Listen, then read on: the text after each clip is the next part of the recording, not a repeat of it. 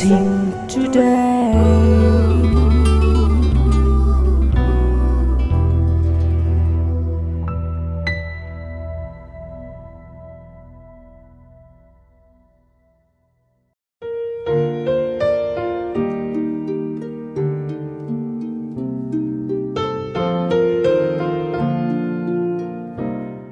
Welcome to Blessing Today. Christmas വീക്കിലെ ഈ എപ്പിസോഡുകളിലേക്ക് എല്ലാവർക്കും സ്വാഗതം. ഇന്ന് ആദ്യമേ തന്നെ നമുക്ക് ഇന്നത്തെ എപ്പിസോഡിൻ്റെ സ്പോൺസേഴ്സിന് വേണ്ടി നമുക്ക് എല്ലാവർക്കും ചേർന്ന് ഈ സമയത്ത് പ്രാർത്ഥിക്കാം. കർത്താവ്, ഞങ്ങൾ ചേർന്ന് വർഗീസ് ജോർജിനായി പ്രാർത്ഥിക്കുന്നു. മക്കൾ അമലിനും അലീനയ്ക്കും വേണ്ടി പ്രത്യേകിച്ച് ഞങ്ങൾ പ്രാർത്ഥിക്കുന്ന അവരുടെ വിദ്യാഭ്യാസവും ഭാവിയും അനുഗ്രഹിക്കപ്പെടട്ടെ. പാലക്കാട് നിന്നുള്ള വെൽവിഷർക്കായി പ്രാർത്ഥിക്കുന്ന തൻ്റെ ഹസ്ബൻഡ് ചാക്കോ, കർത്താവെ, തനിക്കൊരു പെർമനന്റ് ജോലി ലഭിക്കുവാൻ, അതുപോലെ കർത്താവെ ഭവനത്തിൻ്റെ പണികൾ പൂർത്തിയാകുവാനുമായി ഞങ്ങളെല്ലാവരും ചേർന്ന് ഈ സമയത്ത് പ്രാർത്ഥിക്കുന്നു. Thank you Lord. ഷെറിൻ റോയ്ക്കായി, ആജ റോയ്ക്കായി, അഭിനവ് റോയ്ക്കായി ഈ സമയത്ത് പ്രാർത്ഥിക്കുന്നു. മുഴുവൻ കുടുംബവും ആരോഗ്യത്താൽ അനുഗ്രഹിക്കപ്പെടട്ടെ. മറ്റുള്ള എല്ലാ നന്മകളും ഐശ്വര്യവും അനുഗ്രഹവും ആ ഭവനത്തിൽ ഉണ്ടാകട്ടെ എന്ന് പ്രാർത്ഥിക്കുന്നു. തോമസിനും ബെൻസിക്കുമായി ഞങ്ങൾ ഈ സമയത്ത് പ്രാർത്ഥിക്കുന്നു. കർത്താവെ, ബെൻസിക്ക് പരിപൂർണമായി രോഗസൗഖ്യം നൽകണമേ. ഭയം മാറിപ്പോകട്ടെ. ആ ഫൈബ്രോയിഡ് പരിപൂർണമായി മാറിപ്പോകാനായി ഈ സമയത്ത് പ്രാർത്ഥിക്കുന്നു. ഏലിയമ്മ മാത്യുവിനും കുടുംബത്തിനുമായി ഈ സമയത്ത് പ്രാർത്ഥിക്കുന്നു. തൻ്റെ ഭർത്താവ് ഈ സമയത്ത് കർത്താവെ രോഗസൗഖ്യം സ്വീകരിക്കട്ടെ. കർത്താവെ, തൻ്റെ ഹൃദയ സംബന്ധമായ രോഗങ്ങൾ കർത്താവ് യേശുവിൻ്റെ നാമത്തിൽ മാറിപ്പോകട്ടെ എന്ന് പ്രാർത്ഥിക്കുന്നു. കർത്താവ്, ഞങ്ങളെ പ്രാർത്ഥന കേട്ടതിനാൽ നന്ദി പറയുന്നു. യേശുവിൻ്റെ നാമത്തിൽ തന്നെ ആമേൻ. Thank you sponsors for sponsoring today's Blessing Today. 2013 അവസാനത്തെ Blessing Today mega festival Cochin Blessing സെന്ററിൽ ഡിസംബർ 26, 27, 28, 29 തീയതികൾ. സമയം രാവിലെ 9 മുതൽ വൈകിട്ട് 9 വരെ. മുതിർന്നവർക്കും യൗവനക്കാർക്കും കുട്ടികൾക്കുമായി പ്രത്യേകം സെഷനുകൾ. ദൈവവചനം ആഴത്തിൽ പഠിക്കുവാനും യേശുവിൽ കൂടുതൽ വളരുവാനുമായി അനുഗ്രഹത്തിന്റെ 4 ദിനങ്ങൾ.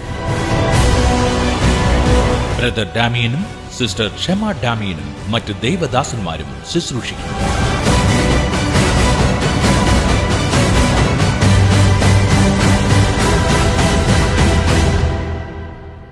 നമുക്ക് ഇന്നത്തെ സന്ദേശത്തിലേക്ക് പോകാം. ഇന്നലെ ഞാൻ ഇന്നത്തെ സന്ദേശത്തിൻ്റെ ടൈറ്റിൽ എന്താണ് എന്ന് ഞാൻ അനൗൺസ് ചെയ്തിരുന്നു. The world without Christmas. Christmas ഇല്ലാത്ത ഒരു ലോകം.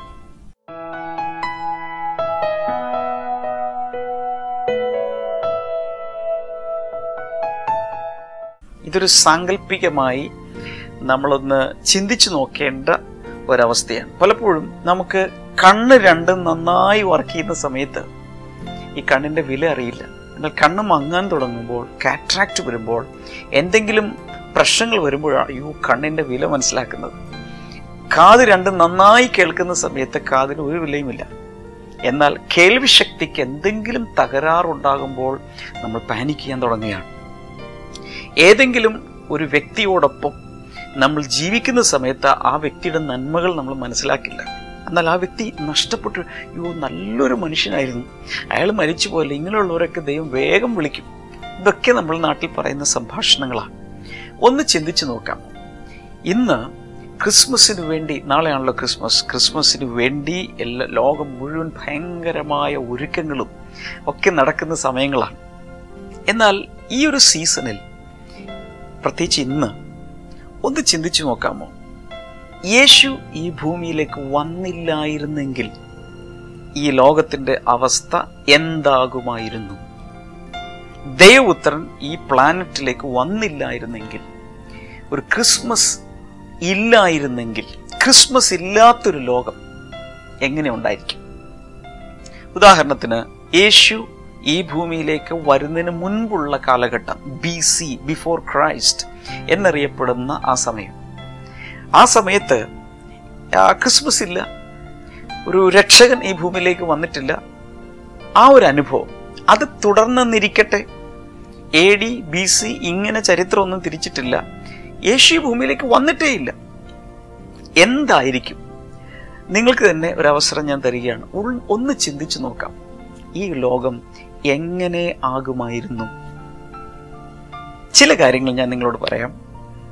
ഒന്നാമത്, യേശു ഈ ഭൂമിയിലേക്ക് വന്നില്ലായിരുന്നെങ്കിൽ ഗോഡ് വിത്ത് അസ് എന്ന് പറയുന്നൊരു അനുഭവം ഒരിക്കലും ഉണ്ടാവുകയില്ലായിരുന്നു. യേശു ഭൂമിയിലേക്ക് ജനിച്ച സമയത്ത് അവന് ഇമ്മാനുവേൽ എന്ന് വിളിക്കപ്പെടും. ഇമ്മാനുവേൽ എന്ന വാക്കിന്റെ അർത്ഥം ദൈവം നമ്മോട് കൂടെ. ഈ ദൈവത്തെ നമ്മിലേക്ക് കൊണ്ടുവരുന്ന അനുഭവം, ഗോഡ് വിത്ത് അസ് എക്സ്പീരിയൻസ്, ഒരിക്കലും നമുക്ക് യേശു ഈ ഭൂമിയിലേക്ക് വന്നില്ലായിരുന്നെങ്കിൽ നമുക്ക് ഉണ്ടാകുകയില്ലായിരുന്നു. ചിന്തിച്ചു നോക്കാമോ?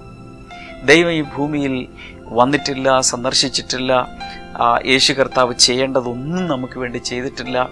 അങ്ങനെ ആയിരുന്നെങ്കിൽ നമ്മുടെ ഈ ബൈബിൾ തന്നെ ഒന്ന് എടുത്തു നോക്കിയാൽ, ബൈബിളിൻ്റെ, നിങ്ങളുടെ കയ്യിൽ ബൈബിൾ ഉണ്ടെങ്കിൽ ഒന്ന് നോക്കുക. നമുക്ക് പുതിയ നിയമം, പഴയ നിയമം, ഇങ്ങനെ 2 ഭാഗങ്ങളാണുള്ളത്. ഇത്രയും കൊണ്ട് ബൈബിൾ അവസാനിച്ചേനെ, ഇത്രയും ഭാഗം കൊണ്ട് അവസാനിച്ചേനെ. മലാഖി പ്രവചനം അതിൽ വന്ന് അവസാനിക്കുകയാണ്. ഇതിനകത്ത് ഒത്തിരി വാഗ്ദത്തങ്ങൾ കിടപ്പുണ്ട്. ഈ ഭാഗത്ത് ഒത്തിരി കാര്യങ്ങൾ പറഞ്ഞു വെച്ചിട്ടുണ്ട്. ഇതൊന്നും നിറവേറാതെ, നമുക്ക് വേണ്ടി യേശു ഒന്നും ചെയ്യാതെ, പുതിയ നിയമം എന്ന് പറയുന്ന ഈ ഭാഗത്ത് അവിടെ തുടങ്ങി യേശു ഭൂമിയിലേക്ക്, മത്തായി സുവിശേഷത്തിൽ യേശു ഭൂമിയിലേക്ക് വന്നതും അവൻ ജനിച്ച് വളർന്ന് ജീവിച്ച് ശുശ്രൂഷിച്ച് നമുക്ക് വേണ്ടി മരിച്ച് കാര്യങ്ങൾ ചെയ്യുന്ന ചരിത്രമാണ്. അതിനുശേഷം അങ്ങോട്ട് ചരിത്രം മാറുകയാണ്. ഇതൊന്നും ഈ ക്രിസ്മസ് ഇല്ലായിരുന്നെങ്കിൽ ഈ ഭൂമിയിൽ ഉണ്ടാകുകയില്ലായിരുന്നു. യെശയ്യാവിൻ്റെ പുസ്തകം 7-ാം അധ്യായത്തിൽ 14-ാമത്തെ വചനം ഒത്തിരി പ്രശസ്തമായ ഒരു വചനമാണ്. ആ ഭാഗത്ത് നമ്മൾ കാണുന്നത്, അതുകൊണ്ട് ദൈവം തന്നെ നിങ്ങൾക്ക് ഒരടയാളം നൽകും, കന്യക ഗർഭം ധരിച്ച് ഒരു മകനെ പ്രസവിക്കും, അവനെ ഇമ്മാനുവേൽ എന്ന പേർ വിളിക്കപ്പെടും. ഈ ഒരു വാഗ്ദത്തമാണ് യേശു ഭൂമിയിലേക്ക് വന്നപ്പോൾ നിറവേറിയത്. യേശു വന്നില്ലായിരുന്നെങ്കിൽ ഈ വാഗ്ദത്തം നിറവേറുകയില്ല. ദൈവം ഒരിക്കലും നമ്മോടുകൂടെ ഉണ്ടാകുകയില്ല. മാത്രമല്ല, യെശയ്യാവിൻ്റെ പുസ്തകം 53-ാം അധ്യായം, യെശയ്യാവിൻ്റെ പ്രവചന പുസ്തകത്തിൽ മശിഹൈക പ്രവചനങ്ങൾ, മെസിയാനിക് പ്രോഫസീസ് ധാരാളമായി നമുക്ക് കാണാൻ കഴിയും. യേശു ജനിക്കുന്നതിന് ഏകദേശം 700ഓളം വർഷങ്ങൾക്ക് മുമ്പ് തുടങ്ങി ഉള്ള ശക്തിയേറിയ വ്യക്തമായ പ്രവചനങ്ങളുണ്ട്. അതിൽ ചില ഭാഗങ്ങൾ 53-ാം അധ്യായത്തിലെ ചില ഭാഗങ്ങൾ നമുക്ക് നോക്കാം. 4-ാമത്തെ വചനം, 53-ാം അധ്യായത്തിന്റെ 4-ാമത്തെ വചനത്തിൽ കാണുന്ന, സാക്ഷാൽ നമ്മുടെ രോഗങ്ങളെ അവൻ വഹിച്ചു. ഇവിടെ പാസ്റ്റ് ടെൻസിലാണ് പറയുന്നത്. വഹിച്ചു എന്ന് പറഞ്ഞാൽ ഭൂതകാലത്തിൽ, അത് കഴിഞ്ഞതായിട്ടാണ് പറയുന്നത്. കാരണം ദൈവത്തെ സംബന്ധിച്ചിടത്തോളം ഒരു കാര്യം വാഗ്ദത്തമായി പറയുമ്പോൾ തന്നെ ദൈവത്തിൻ്റെ ദൃഷ്ടിയിൽ അത് കഴിഞ്ഞിരിക്കുകയാണ്. അതിനുശേഷം പറയുന്നത്, നമ്മുടെ വേദനകളെ അവൻ ചുമന്നു. യേശു ഭൂമിയിലേക്ക് വന്നത് നമ്മുടെ വേദനകൾ എടുക്കാൻ വേണ്ടിയാണ്, നമ്മുടെ ഭാരങ്ങൾ ചുമക്കാൻ വേണ്ടിയാണ്. അതിനുശേഷം ഇങ്ങനെ പറയും, എന്നിട്ടും ദൈവം അവനെ ശിക്ഷിച്ചും അടിച്ചും പീഡിപ്പിച്ചും ഇരിക്കുന്നുവെന്ന് നാം കരുതി. കർത്താവ് ഈ ഭൂമിയിലേക്ക് പിക്നിക്കിന് വേണ്ടിയിട്ടല്ല വന്നത്. He came with a mission. ഒരാൾക്കും ഒരിക്കലും ചെയ്യുവാൻ കഴിയാത്ത, മിഷൻ ഇംപോസിബിൾ എന്ന് ചരിത്രത്തിൽ അറിയപ്പെടുന്ന മനുഷ്യരുടെ വീണ്ടെടുപ്പ്, അതിനു വേണ്ടിയാണ് യേശു ഭൂമിയിലേക്ക് വന്നത്. അപ്പോൾ യേശു വന്നില്ലായിരുന്നെങ്കിൽ, ഒരു ക്രിസ്മസ് ഇല്ലായിരുന്നെങ്കിൽ വീണ്ടെടുപ്പ് നടക്കുകയില്ലായിരുന്നു. മനുഷ്യന്റെ വീണ്ടെടുപ്പ് ഇംപോസിബിളായി തന്നെ നിലനിൽക്കുമായിരുന്നു. എൻ്റെ ഓർമ്മ ശരിയാണെങ്കിൽ സങ്കീർത്തനങ്ങൾ 49:7 മനുഷ്യന്റെ വീണ്ടെടുപ്പ് വില കൊടുക്കുവാൻ, അവന്റെ പ്രാണന് പകരമായി, അവന്റെ ജീവന് പകരമായി കൊടുക്കാൻ ആർക്ക് സാധിക്കും? Mission impossible. എന്നാൽ യേശു ആ ക്രിസ്മസ് ദിവസത്തിൽ വന്നിട്ട് അതിനെ പോസിബിളാക്കി മാറ്റി. അടുത്ത ചില വാക്യങ്ങൾ കൂടെ നമുക്കൊന്ന് വായിച്ചു നോക്കാം. 5-ാമത്തെ വചനമാണ് യെശയ്യാവിന്റെ പുസ്തകത്തിൽ. എന്നാൽ അവൻ നമ്മുടെ ലംഘനങ്ങൾക്ക് വേണ്ടി മുറിവേൽക്കുകയും നമ്മുടെ അകൃത്യങ്ങൾ നിമിത്തം തകർക്കപ്പെടുകയും ചെയ്തു. നമ്മുടെ സമാധാനത്തിന് വേണ്ടിയുള്ള ശിക്ഷ അവന്റെ മേൽ പതിച്ചു. അവന്റെ അടിപ്പിണരുകളാൽ നാം സൗഖ്യം പ്രാപിച്ചുമിരിക്കുന്നു. എന്തെല്ലാമാണ് ഒരു ക്രിസ്മസിലൂടെ, യേശു ഭൂജാതനായതിലൂടെ മാനവ വംശത്തിന് ലഭിച്ചത്. ചിന്തിച്ചു നോക്കാമോ? ഈ ലോകത്തിൽ എല്ലാ വർഷവും ഇങ്ങനെ ക്രിസ്മസ് ഒന്നും ആഘോഷിക്കുന്നില്ല, അല്ലെങ്കിൽ ക്രിസ്മസ് ആഘോഷിക്കുന്ന, I am not speaking about just a celebration. ഞാൻ പറയും ദൈവപുത്രന്റെ വരവിനെ കുറിച്ചാണ്. ദൈവപുത്രൻ വന്നില്ലായിരുന്നെങ്കിൽ ഇതൊന്നും നടക്കാൻ പോകുന്നില്ല. ചുരുക്കി പറഞ്ഞാൽ ഞാൻ പറയാൻ വന്നത് ഇതാണ്: യേശു വന്നില്ലായിരുന്നെങ്കിൽ നമ്മുടെ അകൃത്യങ്ങൾ, ലംഘനങ്ങൾ, പാപങ്ങൾ മാറ്റപ്പെടുകയില്ലായിരുന്നു. പാപം ഈ ഭൂമിയിൽ തന്നെ നമ്മിൽ നിന്നും മാറാതെ നമ്മുടെ മേൽ കുറ്റം ചാർത്തപ്പെട്ടുകൊണ്ട് മരണയോഗ്യരായി, ബൈബിൾ പറയുന്ന പാപത്തിന്റെ ശമ്പളം മരണമാണ്. എല്ലാവരും മരണയോഗ്യരായി നിത്യശിക്ഷയ്ക്ക് വേണ്ടി വിധിക്കപ്പെട്ടവരായി ഒരു പ്രത്യാശയുമില്ലാതെ എന്നും എന്നേക്കും നശിച്ചു പോകേണ്ടവരാണ്. എന്നാൽ യേശു വന്നതുകൊണ്ട്, ഒരു ക്രിസ്മസ് ഈ ചരിത്രത്തിൽ ഉണ്ടായതുകൊണ്ട്, സഹോദര സഹോദരി, നമ്മുടെ എല്ലാവരുടെയും വീണ്ടെടുപ്പ് സുസാധ്യമായി ഇരിക്കുകയാണ്. അടുത്ത വളരെ പ്രധാനപ്പെട്ട ഒരു കാര്യം സാത്താന്റെ മേലുള്ള ജയമാണ്. 1 യോഹന്നാൻ 3-ാം അധ്യായം 8-ാമത്തെ വചനത്തിൽ പറയുന്നത്, ദൈവപുത്രൻ പ്രത്യക്ഷനായത് പിശാചിന്റെ പ്രവൃത്തികൾ അഴിക്കാൻ വേണ്ടിയാണ്. ഏദൻ തോട്ടം മുതൽ പിശാചിന്റെ പണികൾ, പ്രവൃത്തികൾ ഇങ്ങനെ വന്ന് പണിത് ഭൂമി മുഴുവൻ നിറഞ്ഞിരിക്കുമ്പോൾ യേശു വന്നത് ഇത് തിരിച്ച് അഴിക്കാൻ വേണ്ടിയാണ്. ഞാനിത് പറയുമ്പോൾ വ്യക്തിപരമായി നിങ്ങളോടും നിങ്ങളുടെ വീടിനോടുകൂടെ, കുടുംബത്തോടുകൂടെ പറയുകയാണ്. നിങ്ങളുടെ വീട്ടിൽ ഏതെങ്കിലും സാത്താന്യ പ്രവൃത്തി ഉണ്ട് എന്നൊരു പേടിയുണ്ടെങ്കിൽ യേശു വന്നത്, ഈ ക്രിസ്മസ് കാണിക്കുന്നത് യേശു വന്നത് കൊണ്ട് സാത്താന്റെ പ്രവൃത്തികളുടെ മേൽ ഒരു വലിയ ജയമുണ്ട്. സാത്താന്റെ പ്രവൃത്തികളെ യേശു അഴിച്ചു കളയുകയാണ്. വേണമെങ്കിൽ ഇങ്ങനെ ചിന്തിക്കാം: ആർക്കും അഴിക്കുവാൻ കഴിയാത്ത ഒരു നോട്ട്, അല്ലെങ്കിൽ ഒരു കെട്ട്, ഒരു കുരുക്ക്, എത്ര പേർ അഴിച്ചാലും അത് അഴിയുന്നില്ല, പകരം കൂടുതൽ കൂടുതൽ കെട്ടുകൾ വീഴുകയാണ്. അങ്ങനെയുള്ള ഒരു കെട്ടിനെ യേശു വന്ന് വളരെ അനായാസം അത് അഴിച്ചു കളയുകയാണ്. ഇതുപോലെ ഇന്ന് ഈ സന്ദേശം കേൾക്കുമ്പോൾ, ഈ ബ്ലെസ്സിംഗ് ടുഡേ പ്രോഗ്രാം കാണുമ്പോൾ, നിങ്ങളുടെ വീട്ടിൽ നിന്നും, I M telling you the truth, നിങ്ങളുടെ വീട്ടിൽ നിന്നും യേശു കർത്താവ് വന്ന് സകല പൈശാചികമായ ക്രിയകളെയും പ്രവൃത്തികളെയും എടുത്തു കളയുവാൻ അവൻ ആഗ്രഹമുണ്ട്. ദൈവപുത്രൻ വന്നത് അതിനു വേണ്ടിയാണ്.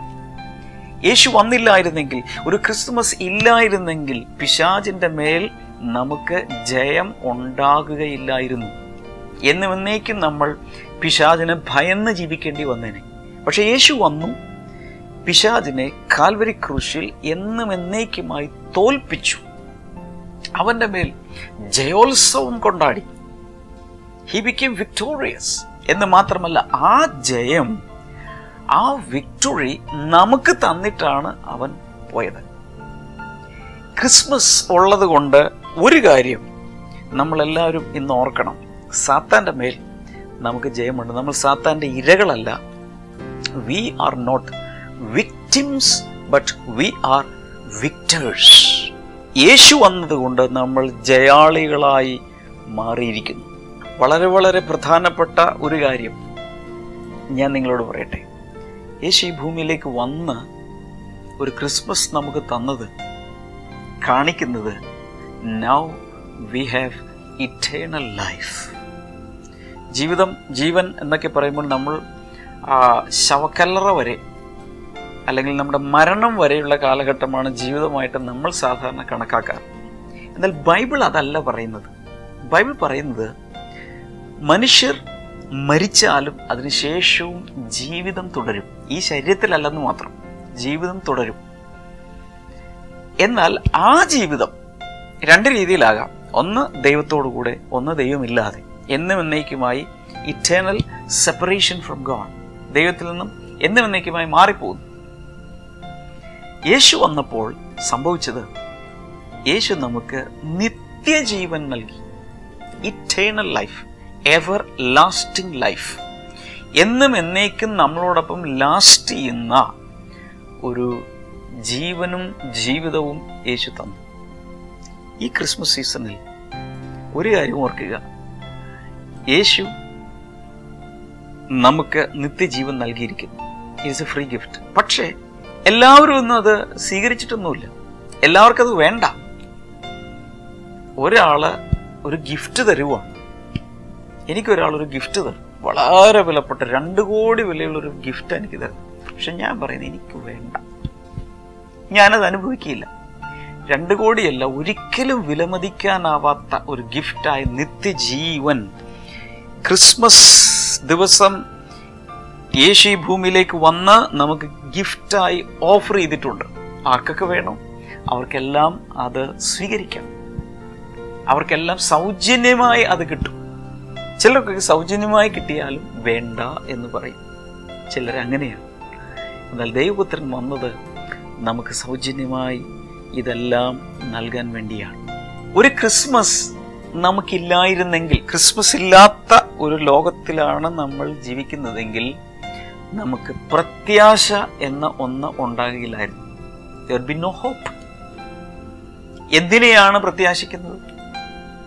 യേശു വന്നതുകൊണ്ട്, യേശു ജീവിച്ചത് കൊണ്ട്, നമ്മെപ്പോലെ മാംസരക്തങ്ങളോടുകൂടെ യേശു വന്ന് നമ്മളോടൊപ്പം ജീവിച്ച ദൈവം നമ്മോടുകൂടെ എന്ന ഇമ്മാനുവേലായി ജീവിച്ച് അവസാനം യേശു നമുക്ക് വേണ്ടി മരിച്ചു. മരിച്ചതോടുകൂടെ തീർന്നില്ല.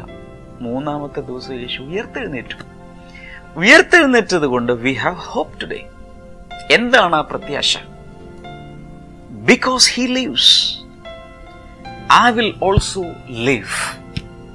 അവൻ ജീവിക്കുന്നത് കൊണ്ട് ഞാനും ജീവിക്കും. ഈ ഒരു വലിയ പ്രത്യാശ യേശു കർത്താവ് നമ്മുടെ അകത്ത് തന്നിരിക്കുകയാണ്. ഈ ക്രിസ്മസ് സെലിബ്രേറ്റ് ചെയ്യുന്ന സമയത്ത് എല്ലാവരുടെയും അകത്ത് ഇത് നിറഞ്ഞിരിക്കട്ടെ, ഈ പ്രത്യാശ നിറഞ്ഞിരിക്കട്ടെ.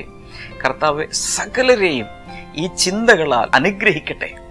കാരണം കർത്താവ് നമുക്ക് ആ ഒരു വലിയ അനുഗ്രഹത്തെ ക്രിസ്മസിലൂടെ ഒരു വലിയ ഗിഫ്റ്റായി യേശുവിനെ നമുക്ക് തന്നിരിക്കുന്നു. യേശുവിലൂടെ സകലവിധ നന്മകളും നമുക്ക് തന്നിരിക്കുക. റോമാലേഖനം 8:32 പറയുന്നത്, യേശുവിനെ നമുക്ക് തന്നെങ്കിൽ പിതാവ് ആ യേശുവിലൂടെ സകല നന്മയും നമുക്ക് നൽകാതിരിക്കുമോ?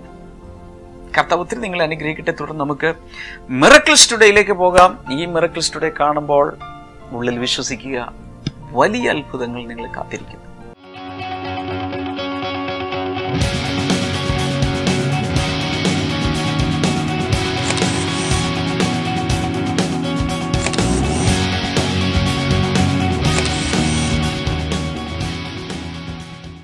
ഈ സഹോദരൻ്റെ പേര് ബിനു ഫിലിപ്പ് എന്നാണ്. നമ്മുടെ ചർച്ചിൽ താൻ 2-3 വർഷമായിട്ട് റെഗുലറായി അറ്റൻഡ് ചെയ്യുന്ന ഒരു സഹോദരനാണ്. തനിക്ക് 2005 താൻ ക്യാൻസർ ബാധിച്ചിരുന്നു. അതിനെ തുടർന്ന് ഒത്തിരി കീമോതെറാപ്പിയിലൂടെ താൻ കടന്നുപോയി. താൻ പറയുന്നു അതിൻ്റെയൊക്കെ ഫലമായിട്ട് ഒത്തിരി കാര്യങ്ങൾ തൻ്റെ ശരീരത്തിൽ അഫക്റ്റ് ചെയ്തിരുന്നു. എന്നാൽ ഈ വർഷം ആദ്യത്തിൽ തനിക്ക് തൻ്റെ ബ്ലഡ് കൗണ്ട് വളരെയധികം കുറയാനിടയായി. താൻ പെട്ടെന്ന് വീട്ടിൽ ബോധം കെട്ട് വീഴുകയും വളരെ വല്ലാത്തൊരവസ്ഥയിൽ താൻ പറയും താൻ തന്നെ മരിച്ച പോലത്തെ ഒരു അവസ്ഥയിലാണ് തനിക്ക് തോന്നിയത്. താൻ ഏറ്റവും പ്രശസ്തമായ എറണാകുളത്തെ ഏറ്റവും പ്രശസ്തമായൊരു ഹോസ്പിറ്റലിലാണ് തന്നെ കാണിച്ചുകൊണ്ടിരുന്നത്. അവിടെ എത്തിയപ്പോൾ അവിടുത്തെ പ്രധാനപ്പെട്ട ഡോക്ടർ തന്നെ പരിശോധിച്ചിട്ട് പറഞ്ഞ ഇപ്രകാരമാണ്, താൻ ഏകദേശം ഒരു മരിച്ച അവസ്ഥയിൽ ആണ്. കാരണം 4000 ഒരു വ്യക്തിക്ക് ആവറേജ് ബ്ലഡ് കൗണ്ട് വേണ്ടത്. എന്നാൽ തൻ്റേത് 400 ആയിരുന്നു. 400 എന്ന് പറഞ്ഞാൽ ശരിക്കും പറഞ്ഞാൽ മരിച്ചു എന്നുള്ളതാണ് ശരിക്കും. കാരണം അവർ ജീവിച്ചിരിക്കുക അസാധ്യമാണ്, അങ്ങനെ തുടർമാനമായിട്ട് ജീവിക്കാൻ സാധിക്കുകയില്ല. അതുപോലത്തെ ഒരു അവസ്ഥയിലായിരുന്നു തൻ്റേത്. തൻ്റെ പ്രശ്നം ഇപ്രകാരമായിരുന്നു, തൻ്റെ ബോൺ മാരോയിൽ അതിൻ്റെ ഫങ്ഷൻ കൃത്യമായി നടക്കാത്തത് മൂലം യഥാർത്ഥമായ രീതിയിൽ ബ്ലഡ് സെൽസുകൾ പ്രൊഡ്യൂസ് ആവാതെ വളരെ ഫ്ലക്ച്വേറ്റ് ചെയ്തുകൊണ്ടിരുന്നു. 400 എത്തുക എന്ന് പറഞ്ഞാൽ ഡോക്ടർ പറയുന്നത് ഇത് മെഡിക്കൽ സയൻസ് പ്രകാരം ഇദ്ദേഹം ജീവിച്ചിരിക്കുന്നതിന് അത്ഭുതമാണെന്ന് പറഞ്ഞു. എന്നാൽ വളരെ നാളുകൾ താൻ അതുമൂലം ബുദ്ധിമുട്ടി അതിൻ്റെ മരുന്നുകൾ എടുത്തത് മൂലവും പലവിധമായ ഇതുമൂലം തൻ്റെ വായുടെ അകത്ത് വല്ലാണ്ട് തൊലിയൊക്കെ പോയി വല്ലാതിരുന്നു. എന്നാൽ താൻ ചെയ്തുകൊണ്ടിരുന്നത് ഈ ഒരു അവസ്ഥയിലും തൻ്റെ വിശ്വാസം താൻ കൈവിട്ടില്ല. എന്നെ ക്യാൻസറിൽ നിന്ന് രക്ഷിച്ച ദൈവം, ഇത്രത്തോളം ബലം തന്ന ദൈവം എന്നെ സൗഖ്യമാക്കുന്നു വിശ്വസിച്ചു. താൻ ചെയ്തുകൊണ്ടിരുന്നത് ബ്രദറുമായിട്ട് തനിക്ക് ഒരു ബന്ധമുള്ളത് കൊണ്ട് എപ്പോഴും താൻ ഏതവസ്ഥയിലായാലും അപ്പോൾ തന്നെ ബ്രദറിനെ വിളിക്കുകയും പ്രാർത്ഥിക്കുകയും SMS അയക്കുകയും ചെയ്യുമായിരുന്നു.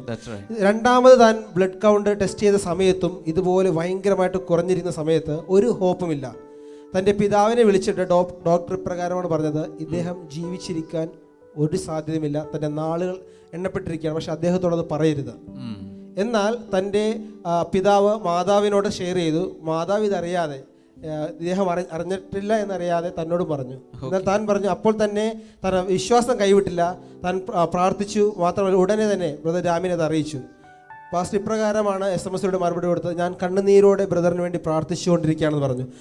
ഈ ബ്രദർ പറയുന്നത് അങ്ങനെ ഡാമി ബ്രദറിൻ്റെ SMS ലഭിച്ച ശേഷം താൻ പോയി ടെസ്റ്റ് ചെയ്തപ്പോൾ തൻ്റെ ബ്ലഡ് കൗണ്ട് ഉയരുവാനിടയായിത്തീർന്നു. എനിക്ക് തോന്നുന്നു 400-ൽ നിന്ന് ഉയർന്ന് 3500-ലേക്ക് വന്നു. അടുത്ത പ്രാവശ്യം ടെസ്റ്റ് ചെയ്തപ്പോൾ 4000 കവിഞ്ഞ് അത് കടന്നുപോയി 8000 വരെ എത്തി. ഇപ്പോൾ തൻ്റെ വളരെ നോർമലായിട്ടുള്ള ബ്ലഡ് കൗണ്ട് ആണ് 5000 എബവ്. തനിക്ക് ബ്ലഡ് കൗണ്ട് ഉണ്ട്, ഒരു കുഴപ്പവുമില്ല, ആരോഗ്യത്തോടെ ജീവനോടെ തന്നെ ഇരിക്കുന്നു. ഹല്ലേലൂയ. കൈകൾ അടിച്ച് യേശുവിന് നന്ദി പറഞ്ഞാൽ നമ്മുടെ പ്രാണനെ മരണത്തിൽ നിന്ന് രക്ഷിക്കുന്ന കർത്താവ് ഇന്ന് വളരെ സുമുഖനായി ആരോഗ്യത്തോടുകൂടി അദ്ദേഹം നമ്മുടെ മുമ്പിൽ നിൽക്കുമ്പോൾ ഈ സിറ്റുവേഷൻസ് എല്ലാം ഞാൻ കണ്ടതാണ്. ഞാൻ നേരത്തെ പറഞ്ഞതുപോലെ വാവിട്ട് ഞാൻ കരഞ്ഞുപോയി അവസ്ഥ ഓർത്തിട്ട്. കർത്താവ് ഒരു ചെറിയൊരു മോളാണുള്ളത്, ഭാര്യയും കൊച്ചു മോളാണ്. അവരെല്ലാം ഭാവി ഓർക്കുമ്പോൾ വല്ലാത്ത പ്രയാസം തോന്നി. പക്ഷേ ഇന്നിങ്ങനെ കർത്താവ് നിർത്തിയത് കർത്താവിൻ്റെ ഒരു വലിയ മിറക്കിളാണ്. എത്ര പേർ കൈകൾ ഉയർത്തി യേശുവിന് നന്ദി പറയും? ഈ സാക്ഷ്യം കേൾക്കുമ്പോൾ എത്ര പേർ കൈകൾ ഉയർത്തി വിശ്വസിക്കും, എൻ്റെ പ്രശ്നത്തിനും കർത്താവ് വിടുതൽ തരും, എൻ്റെ രോഗത്തിന് വിടുതൽ തരും? ഉടനെ ഒരു മിറക്കിൾ കണ്ടില്ലേലും അത് വന്നുകൊണ്ടിരിക്കുന്നു എന്ന് വിശ്വസിക്കുന്നവർ ഇരുകരങ്ങളും ഉയർത്തി കർത്താവിനോട് പറയും, കർത്താവ് ഞാൻ വിശ്വസിക്കുന്നു, ഞാൻ പ്രത്യാശയിൽ ഇപ്പോൾ നിലനിൽക്കുന്നു, കർത്താവിൻ്റെ അത്ഭുതത്തെ ഞാൻ സ്വീകരിക്കും. Thank you Lord. കർത്താവ് അങ്ങനെ ചെയ്തതിനാൽ നന്ദി, യേശുവിൻ്റെ നാമത്തിൽ ആമേൻ. കൈകൾ തട്ടി യേശുവിന് നന്ദി പറഞ്ഞാൽ ഈ സമയത്ത് ഞാൻ നിങ്ങൾക്ക് വേണ്ടി പ്രാർത്ഥിക്കാൻ പോവുകയാണ്. കഴിഞ്ഞ എപ്പിസോഡുകളിൽ ഒത്തിരി പേരെ യേശു അനുഗ്രഹിച്ചു, രോഗങ്ങൾ സൗഖ്യമായി, വലിയ വിടുതലുകൾ ഉണ്ടായി. ഇതൊന്നും എൻ്റെ പ്രാർത്ഥനയുടെ ഗുണം കൊണ്ടല്ല, യേശുവിൻ്റെ കൃപ കൊണ്ടാണ്. അത് വിശ്വസിക്കുക, ആ കൃപയിൽ വിശ്വസിക്കുക. കർത്താവ് യേശുവിൻ്റെ നാമത്തിൽ ഈ സമയത്ത് രോഗികൾ സൗഖ്യമാകട്ടെ. ആസ്മ രോഗം ഇപ്പോൾ യേശു കർത്താവിൻ്റെ നാമത്തിൽ മാറിപ്പോകട്ടെ. ന്യൂമോണിയ കർത്താവ് യേശുവിൻ്റെ നാമത്തിൽ ഇപ്പോൾ സൗഖ്യം ആകട്ടെ എന്ന് പ്രാർത്ഥിക്കുന്നു, ഇൻ ജീസസ് നെയിം. അതുപോലെ പ്രഷർ യേശുവിൻ്റെ നാമത്തിൽ നോർമലാകുവാനായി പ്രാർത്ഥിക്കുന്നു. യൂട്രസിനകത്തുള്ള ഫൈബ്രോയിഡ് യേശുവിൻ്റെ നാമത്തിൽ മാറിപ്പോകട്ടെ. Thank you Jesus. കുടുംബത്തിനകത്ത് ഭയങ്കരമായ പ്രശ്നങ്ങൾ അനുഭവിക്കുന്ന കുടുംബങ്ങൾ, ഇന്ന് ഒരു ദൈവിക സമാധാനം ആ കുടുംബങ്ങളിലേക്ക് വരികയാണ്. ഹൃദയത്തിൽ സ്വീകരിക്കുക, ആ ദൈവിക സമാധാനത്തെ സ്വീകരിക്കുക. Thank you Jesus. Skin problems, സ്കിന്നിലുള്ള ക്യാൻസർ കർത്താവ് യേശുവിൻ്റെ നാമത്തിൽ ഇപ്പോൾ സൗഖ്യമാകട്ടെ. Thank you Father. രക്തക്കുഴലുകൾ അടഞ്ഞു പോകുന്ന രോഗം യേശുവിൻ്റെ നാമത്തിൽ ആ ബ്ലോക്കുകൾ മാറി രക്തം വളരെ ഫ്രീ ആയി ഒഴുകാൻ തുടങ്ങട്ടെ. Thank you Lord. നട്ടലിൻ്റെ രോഗങ്ങൾ കർത്താവ് യേശുവിൻ്റെ നാമത്തിൽ സൗഖ്യമാകട്ടെ. നട്ടലിനോട് ചേർന്നൊരു മുഴയുള്ളൊരു വ്യക്തി, ഇപ്പോൾ കർത്താവ് ആ വ്യക്തിയെ സൗഖ്യമാക്കിയ യേശുവിൻ്റെ നാമത്തിൽ അത് സംഭവിക്കട്ടെ. ഒരിക്കലും ഈ രോഗം സൗഖ്യമാകുകയില്ല എന്ന് പറയുന്ന രോഗങ്ങൾ വരെ കർത്താവ് സൗഖ്യമാക്കുന്നുണ്ട്. കർത്താവ് യേശുവിൻ്റെ നാമത്തിൽ അത് സംഭവിക്കട്ടെ. Thank you father. ദൈവിക രോഗസൗഖ്യങ്ങൾ എല്ലായിടങ്ങളിലും ഉണ്ടാകട്ടെ. ഇപ്പോൾ കർത്താവെ അങ്ങയുടെ നാമത്തിൽ ജനത്തെ അനുഗ്രഹിച്ച് പ്രാർത്ഥിക്കുന്നു. Thank you Lord. Thank you Jesus. Ranjith എന്നു പേരുള്ള ഒരു സഹോദരനെ കർത്താവ് ഈ സമയത്ത് തൊടുന്നുണ്ട്. ഈ ഭാഗത്തായിട്ട്, നെഞ്ചിൻ്റെ ഈ ഭാഗത്തായിട്ട് വലിയ പ്രയാസം അനുഭവിക്കുന്ന രഞ്ജിത്ത്, യേശുവിൻ്റെ നാമത്തിൽ ഒരു വലിയ വിടുതൽ ആ വ്യക്തിയിൽ ഉണ്ടാകട്ടെ. Thank you Jesus. അതുപോലെ പൈൽസ് രോഗം സൗഖ്യമാകുന്നു. കർത്താവെ, നിന്റെ വിടുതൽ എല്ലാ വ്യക്തികളിലും ഇപ്പോൾ അങ്ങ് നൽകുന്നതിനാൽ നന്ദി പറയുന്നു. നിങ്ങളുടെ രോഗം എന്തായിരുന്നാലും കൈനീട്ടി ഇപ്പോൾ യേശുവിൽ വിശ്വസിച്ച് സ്വീകരിക്കുക. യേശുവിൻ നാമത്തിൽ രോഗം എന്തായിരുന്നാലും ആരായിരുന്നാലും ദൈവിക രോഗസൗഖ്യത്താൽ അനുഗ്രഹിക്കപ്പെടട്ടെ. ജീസസ് നെയിം, ആമേൻ. കർത്താവ് ധാരാളമായി നിങ്ങളെ അനുഗ്രഹിക്കട്ടെ. ഈ വ്യാഴാഴ്ച മുതൽ ഞായറാഴ്ച വരെ കൊച്ചിൻ ബ്ലെസ്സിംഗ് സെന്ററിൽ നമ്മുടെ മെഗാ ഫെസ്റ്റിവൽ, ഈ വർഷത്തെ അവസാനത്തെ മെഗാ ഫെസ്റ്റിവൽ നടക്കുകയാണ്. എല്ലാവരെയും സ്വാഗതം ചെയ്യുന്നു. 31-ാം തീയതി രാത്രിയിലുള്ള മീറ്റിംഗിലും വരാതിരിക്കരുത്. കർത്താവ് ധാരാളമായി അനുഗ്രഹിക്കട്ടെ. നാളെ സ്പെഷ്യൽ ക്രിസ്മസ് എപ്പിസോഡാണ്. ഒരാൾ പോലും മിസ് ചെയ്യരുത്. We will be waiting for you. കർത്താവ് ധാരാളമായി അനുഗ്രഹിക്കട്ടെ. See tomorrow. ബൈ.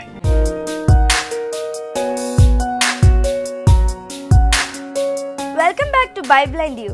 ഇന്നത്തെ ചോദ്യം ഇതാണ്: ശലോമോന്റെ കാലത്തെ മന്ത്രി ആര്? Who was the recorder in Solomon's period? Options: A Baruch, B ശമൂവേൽ, സി എസ്ര, ഡി യഹോശഫാത്ത്.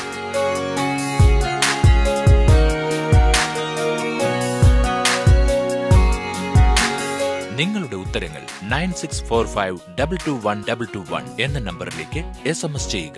SMS ചെയ്യേണ്ട format BT space option A, B, C or D. ശരിയുത്തരം അയക്കുന്നവർക്ക് സമ്മാനങ്ങൾ നൽകുന്നത് OM ബുക്സ് ആണ്.